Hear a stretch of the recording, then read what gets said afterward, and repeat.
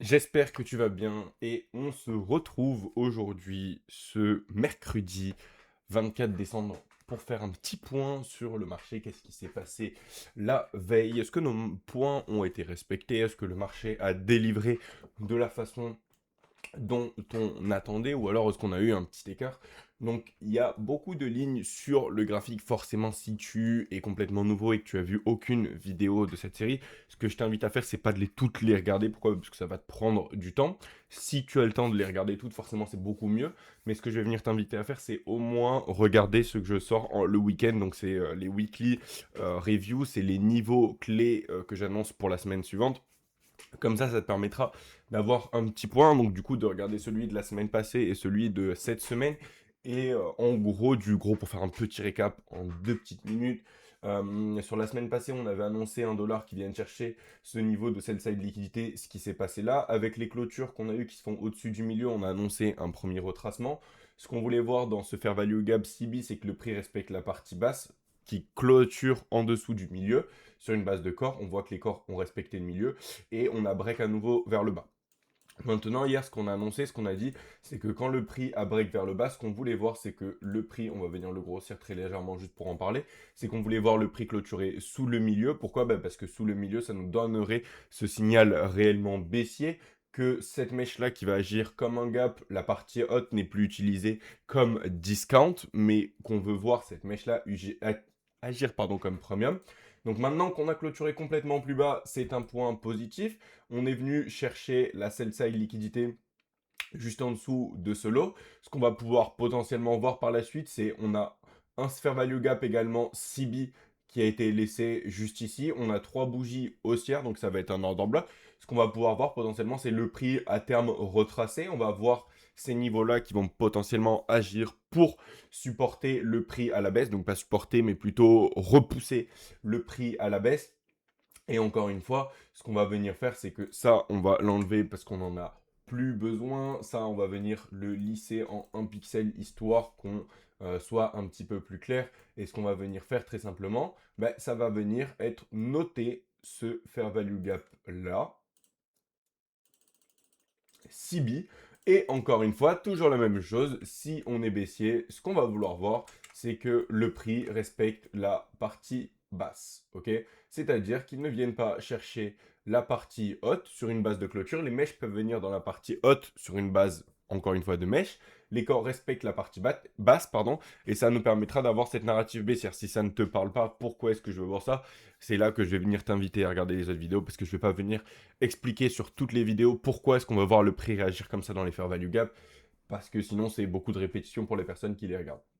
À noter qu'on a ce petit volume imbalance juste ici, donc on a la possibilité de voir le prix venir rechercher ce niveau-là. Ok, donc ce qu'on va faire, c'est que cette mèche-là, si le prix revient, on va toujours pouvoir l'utiliser en intraday et voir des interactions. Ce que je vais venir faire, c'est juste la supprimer pour la simple et unique raison que là sur le graphique, on commence à avoir énormément de choses. Et ce que je veux faire en fait, c'est très simplement venir, voilà, noter ce volume imbalance qui va être un niveau à noter qui autorise le prix à venir légèrement plus haut, à avoir un petit écart. Donc globalement, dollar délivre exactement de la façon dont on l'attendait. Ce qu'on va avoir plus bas, on va avoir ce volume imbalance ici, mais nous, on se concentre sur le volume imbalance weekly qui va être représenté par ces deux traits bleus. Pour rappel, c'est celui qui se trouve à cet endroit-là. Hop, je vais y arriver. Et qu'est-ce qu'on va avoir? On va avoir de la liquidité juste ici, sous ce creux, ok. Et ce qu'on va vouloir également regarder, ça va être cette mèche ici, ok. Donc quand le prix va venir pousser à la baisse, s'il vient pousser à la baisse, on va avoir ça, on peut également le tirer. Mais je vais venir me concentrer sur la mèche. Qu'est-ce qu'on va avoir? On va avoir le milieu de ce fair value gap busy qui est un fair value gap weekly. On va avoir également cette mèche et on va avoir ces deux bougies baissières. On a pas mal de choses ici qui vont agir. Donc à voir si le prix revient chercher le milieu et vient chercher ses niveaux et commence à trouver du support pour potentiellement retracer. Pour le moment, c'est quelque chose qui est envisageable. On peut voir le prix du dollar potentiellement retracer à plus ou moins court terme pour venir drive vers le bas. Mais à mes yeux, ça va être un niveau qui est quand même assez intéressant de par le fait qu'on ait ce fair value gap. C'est deux bougies baissières, mais personnellement, je vais me concentrer sur ces deux-là. Pourquoi? Bah, parce que c'est les deux qui viennent chercher la liquidité, qui viennent faire le plus bas, qui ont la plus basse clôture. Donc ces deux bougies, le prix d'ouverture va être l'ordre en bloc. Et on a cette mèche-là qui va venir faire un swing low. Toujours de la même façon, on va venir traiter les mèches. Ce qu'on va venir faire, c'est qu'on va venir la grossir très légèrement, histoire de voir un petit peu mieux ce qui se passe. Mais donc, pour le moment, on a eu la clôture qu'on a souhaitée, qu'on a annoncée hier, une clôture sous le milieu. Et donc, à voir comment la suite va se passer. Encore pour rappel, un dollar baissier va venir favoriser le fait que les index partent à la hausse. Qu'est-ce qu'on a sur S&P? S&P, on a un S&P qui est venu parti à la hausse encore sur la journée de la veille, clôture sous le daily volume in balance, comme on avait dit que ce que l'on voulait voir, c'est que le prix passe à travers et ne passe pas énormément de temps dans ce niveau et commence pas à venir le respecter afin de l'utiliser comme sorte de résistance, d'accord? On voit qu'on est carrément passé à travers, que le prix dans le premier temps a fait un mouvement baissier, c'est clairement le Power 3, et est venu pousser à la hausse, clôture pratiquement au plus haut, clôture au-dessus de notre daily volume in balance. Et ce qui va venir rester, ça va être cette mèche-là qu'on va pouvoir utiliser en intra, ok. Hop, hop, toujours de la même façon, les gars. On gère toujours les trucs de la même façon avec partie basse, premier quart, milieu. Donc on va pouvoir voir cette expansion potentiellement dans cette mèche, voir comment le prix va réagir là-dedans. Mais le prix peut également revenir dans notre daily volume in balance. Et maintenant qu'on a clôturé au-dessus, ce qu'on va vouloir voir, c'est potentiellement le prix être supporté par le premier quart, le milieu et le troisième quart. Forcément, on va avoir la liquidité qui va résider au-dessus de 6988 qui est ce swing high. Et puis on va avoir également ce swing high qui est l'ATH à 7014. Juste au-dessus, on a un sommet et un sommet légèrement plus bas. Donc on a un equal high qui va être un niveau de liquidité haute probabilité. Après, comme je te l'ai dit, moi ce que j'envisage, c'est qu'on ne vienne pas forcément chercher l'ATH de suite. On peut venir le chercher, mais pour moi, je ne vise pas un ATH sur le mois de décembre. Je vois bien potentiellement un peu plus une phase de consolidation et en début du mois de janvier, pourquoi pas venir pousser et faire un nouveau ATH. En tout cas, voilà le scénario. Le prix peut largement venir pousser et prendre l'ATH avec la proximité dans laquelle on se trouve. Mais ce ne serait pas quelque chose que je viendrais viser avec énormément de conviction, si je devais le dire de cette façon. Au niveau du NQ, on a pas mal de choses également d'informations. On a le prix qui est revenu dans notre... Alors, je vais venir sur ce graphique. Celui-ci, ok. On a le prix, on peut voir... Hop, alors, ça, on va juste venir l'enlever parce qu'on n'en a pas besoin. Current interval only. Ok. On a le prix, alors ici on va venir changer, pourquoi est-ce que j'ai placé mon daily volume in balance de cette façon? Parce qu'on voit qu'on peut jouer avec le SET, et donc très simplement ce que je t'invite à faire c'est jouer et savoir comment est-ce que tu vas venir placer tes niveaux. Personnellement moi j'utilise toujours les niveaux qui ont la plus grande amplitude, donc tu peux voir que ici mon volume in balance serait basé sur ce niveau-là et cette ouverture de prix, et si je clique on a un volume in balance qui va être plus grand. Donc mon volume in balance va venir être basé là-dessus, ok, sur la plus grande amplitude. On peut voir que globalement sur la journée de la veille, le prix vient à la baisse et vient chercher le plus bas de la journée de lundi. On vient chercher le lot de lundi. Est-ce qu'on vient chercher le milieu de mon volume in balance? Non, on échoue à venir le toucher. Donc est-ce que c'est positif ou c'est négatif? Ben forcément, c'est positif pour un scénario haussier, parce que le prix, il échoue à carrément venir toucher le milieu. Et puis qu'est-ce qu'on a vu? On a vu le prix repartir à la hausse, venir chercher le premier quart de notre volume in balance juste ici et clôturer au-dessus. Donc chose positive, maintenant ce qu'on va vouloir voir par la suite, c'est potentiellement avoir un peu plus d'expansion pour pourquoi pas aller se diriger, continuer pour aller chercher le 26,155. Avec ce dollar qui continue d'être baissier pour le moment, qui va venir favoriser ce mouvement. Et encore une fois, on a ce breakaway gap sur le daily et on le sait, on a notre ATH juste ici. Pareil pour NQ, encore plus pour NQ, de par le fait qu'il est un petit peu plus faible en ce moment, c'est que je n'envisage pas un ATH sur NQ au mois de décembre. J'ai encore plus de conviction sur NQ sur le fait qu'on ne va pas venir faire un ATH. On peut encore une fois, mais pour moi, j'irai pas forcer le fait qu'on vienne faire un ATH et je le vois plus potentiellement avoir cette phase où, pourquoi pas, sur le fin de mois de décembre, on va rester dans ce volume de balance à consolider ou au moins passer au-dessus ou aller chercher la buy side, en tout cas rester à ces niveaux-là. Et pourquoi pas sur le mois de janvier trouver cette impulsion après qui vienne chercher cet ATH. Encore une fois, si on a un dollar qui continue d'être baissier, et en fonction de l'interaction qu'on se trouve ici. En tout cas, pour le moment, comme on l'a dit, notre objectif c'est 26,155 et non l'ATH. Donc pour le moment, ça continue de délivrer dans le sens qu'on voulait chercher. On a eu le mouvement haussier qu'on espérait, qu'on voulait voir. Donc pour le moment, encore une fois, tous les niveaux qu'on voulait voir sont respectés de la façon dont on attendait. Et ce qu'on va pouvoir aller chercher, ça va être par exemple ce volume in balance en daily. Tu peux voir qu'il va venir changer très légèrement. Sur du 1 heure, tu pourrais te baser sur cette ouverture et cette ouverture. Moi, je garde ce niveau daily, ok, que je viens noter avec le SET. Et très simplement, après, ce que tu vas avoir ici, c'est que ça va être ton NWOG, ok. Ici, on va venir voir en intraday que ça va représenter le NWOG, le prix qui évolue à l'os, qui a trouvé dans un premier temps une résistance sur le daily VI low, qui est parti à la baisse, qui a consolidé, et on peut voir que le prix est parti à la baisse avec cette phase de manipulation. C'est toujours ce système de Power 3 avec phase de manipulation. On vient break le low, donc pas mal de breakout traders qui vont se dire que le marché est baissier. On peut voir comment les prix s'arrêtent pile sur le premier quart, échouent à venir chercher le milieu. On repart à la hausse, on va venir chercher ce equal high, on va venir break la structure également. On revient dans la partie haute et puis on vient pousser pour aller chercher le premier quart et clôturer dans la partie basse de notre daily volume in balance. Ok, donc voilà ce qu'on a pour le moment. Avec le 1 heure, le NWOG, ça va être un peu la même chose, mais un tout petit peu différent. On va avoir ce fair value gap ci, ok. Donc le prix par à la hausse va venir se laisser ce fair value gap, le dernier busy de ce mouvement haussier. On peut voir que lorsque le prix est passé dessous, on l'a utilisé comme fair value gap inversé. C'est quelque chose que tu peux anticiper. Le dernier fair value gap d'un mouvement, lorsque le prix va venir clôturer dessous et passer dans cette phase baissière, il y a de fortes chances qu'il soit utilisé comme IFVG. Tu peux voir qu'ici on est venu une fois, on est venu une fois. Regarde comment les corps respectent la partie basse. On revient encore une fois toucher le milieu avec précision. Bam, on part vers le bas. On revient dans mon NWOG. Est-ce qu'on vient toucher le bas de mon NWOG? Non. Donc est-ce qu'on est haussier ou baissier? Forcément, le fait qu'on ne vienne pas toucher le bas du NWOG, ça montre un sentiment haussier. C'est toujours cette même notion. Encore une fois, on gère les choses toujours de la même façon. On vient évaluer le prix avec l'interaction des corps dedans. Regarde où c'est que clôturent les corps. Les corps clôturent dans la partie haute. Donc comme pour un fair value gap, les corps respectent la partie haute, tu as ton scénario haussier.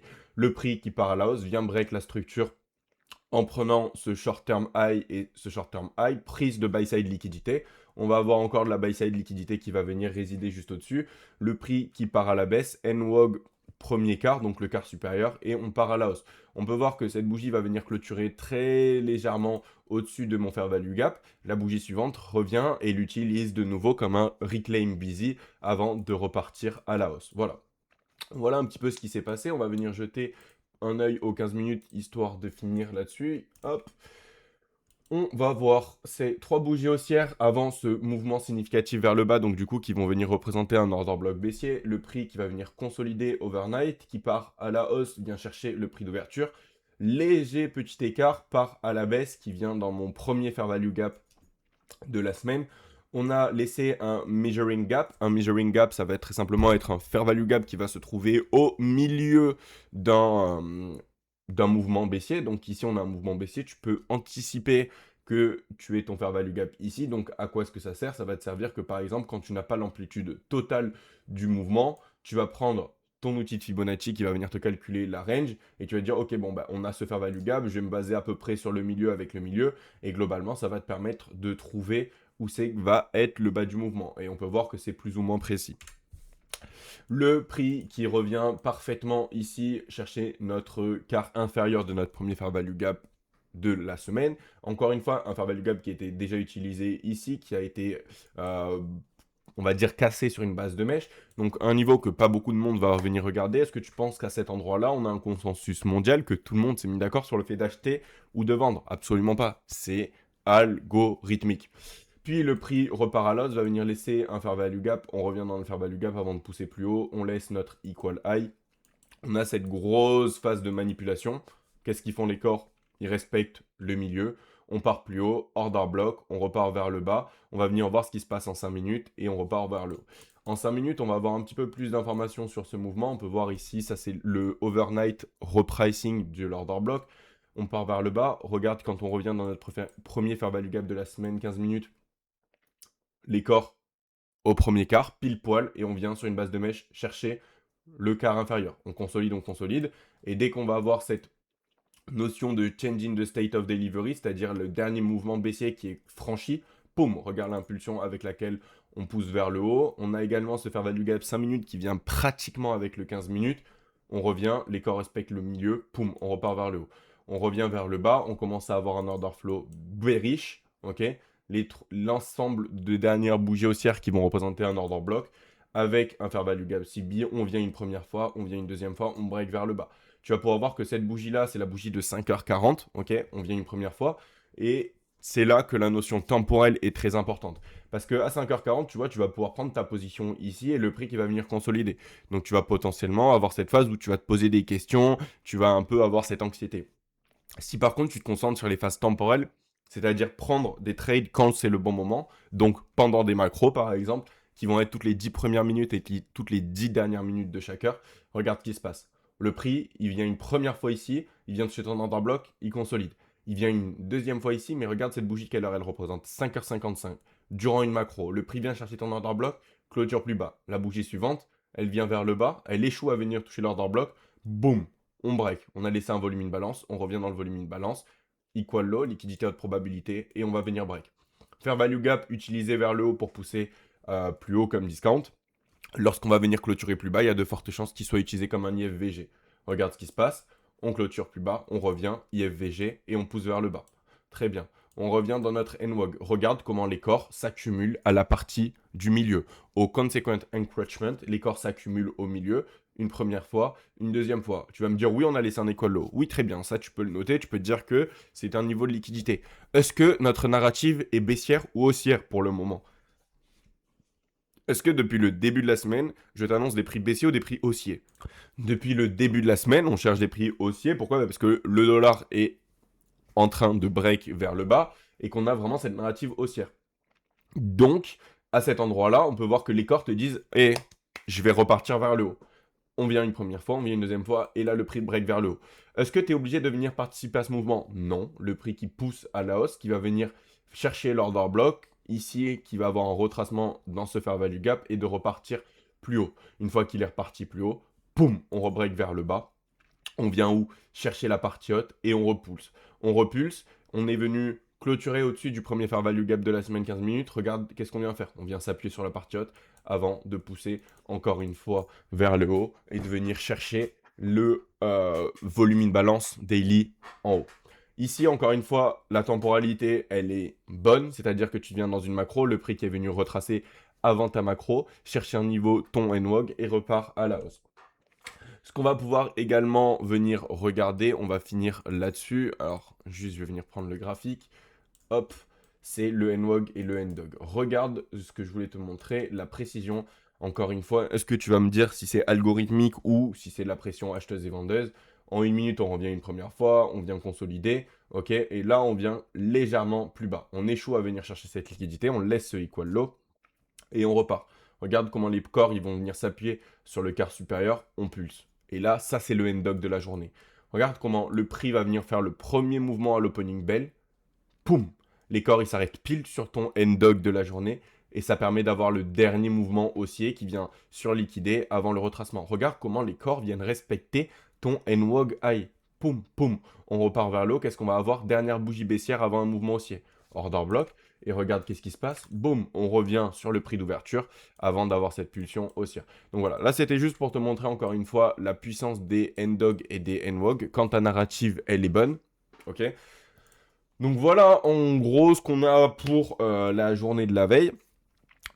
Juste une délivrance, ça se dit pas du tout, juste une livraison du prix exactement comme on l'attendait, c'est-à-dire vers le haut avec notre Power 3, c'est-à-dire phase de manipulation, phase d'expansion, et on va venir distribuer les positions que la Smart Money va avoir pris plus bas, ici pratiquement au plus haut de la journée. Ce qu'on va venir regarder sur le Power 3, c'est généralement une clôture vers 16h30, si tu regardes le cours de clôture de la veille, à 16h30, c'est pratiquement le plus haut de la journée. Mais donc, voilà ce qu'on a. Voilà ce qu'on a. On a le prix qui a délivré encore une fois parfaitement nos niveaux. Donc, on va venir voir un petit peu comment se passe par la suite. si on continue à garder cette narrative haussière, pour le moment, il n'y a absolument rien qui invalide cette narrative haussière et qui nous dit d'arrêter de venir regarder pour des prix plus hauts. L'enjeu maintenant va être sur NQ de continuer à propulser. On peut encore avoir un retracement dans ce NWOG, mais comme on l'a dit, si on vient retracer dans ces parties-là, respect du NWOG, on va vouloir voir, et encore une fois, on va vouloir voir le corps qui respecte la partie haute de ce fair value gap qui va nous montrer un déséquilibre pour pouvoir pulse vers le haut. Donc de toute façon, comme je l'ai dit, on fait nos points tous les jours. S'il y a quelque chose de majeur qui va venir changer, je t'en parlerai. Pour le moment, il n'y a rien qui est changé. Dixie à break. Là, on a un Dixie qui est un peu haussier, mais c'est complètement normal d'anticiper ça. Pourquoi? Parce que le Dixie est venu break une fois de plus vers le bas, venu chercher ce niveau de sell-side liquidité. Donc après un sell-side liquidité, on peut venir largement anticiper un retracement. Donc là, ce que tu vas pouvoir faire, c'est potentiellement regarder cette amplitude-là, regarder comment le prix va venir évoluer en le séparant premium et discount, avec de la buy-side qui va résider au-dessus. Et comme on le sait, l'interaction en fonction de comment le prix réagit dans ce fair value gap, là, s'il revient, va être très indicatif et va nous permettre d'avoir énormément d'informations sur comment le prix va venir réagir. Donc du coup, voilà, au niveau de nos index, encore une fois, on a eu la livraison comme on l'attendait, c'est-à-dire livraison vers le haut. Ici, pour le coup, le S&P a respecté pratiquement parfaitement ce qu'on voulait voir. On a encore une fois, pour petit rappel, depuis la semaine dernière, ce petit écart sur NQ parce qu'il est légèrement plus bas, mais comme on l'a dit ici, on ne va pas venir regarder pour des prix plus bas, on va continuer de regarder pour des prix plus hauts. Donc à voir ce qui va venir se passer par la suite, mais pour le moment, tout est respecté, nos niveaux parfaitement joués, la narrative haussière qui continue de payer, et on va venir voir par la suite. Encore une fois, on arrive sur des périodes de Noël qui vont être un petit peu challenging, qui vont être beaucoup plus susceptibles d'avoir cette phase de consolidation. C'est pour ça que je dirais de venir y aller assez mollo, de venir baisser son levier. Moi, personnellement, j'ai complètement arrêté de trade. On vient faire ces analyses uniquement pour l'amusement, pour voir que le marché délivre exactement de la même façon, que l'algorithme est carrément même respecté. Mais personnellement, je ne vais pas prendre le risque de prendre des positions dans cette période-là de l'année. Donc on va venir voir un petit peu comment se passe la fin du mois de décembre. Et on viendra également suivre cette évolution tous les jours comme d'habitude. Je vais venir faire un petit live également aujourd'hui sur TikTok. Si ça t'intéresse et que tu souhaites qu'on en parle, voilà, tu sais que je serai en live sur TikTok, je pense, en fin de matinée. En tout cas, je te souhaite une très bonne journée et on se retrouve sinon demain pour une nouvelle vidéo, un petit récap de qu'est-ce qui s'est passé. Et encore une fois, si ces vidéos te plaisent, ça ferait plaisir de laisser un petit pouce bleu, ça encourage franchement. En tout cas, je te souhaite une très bonne journée et à plus.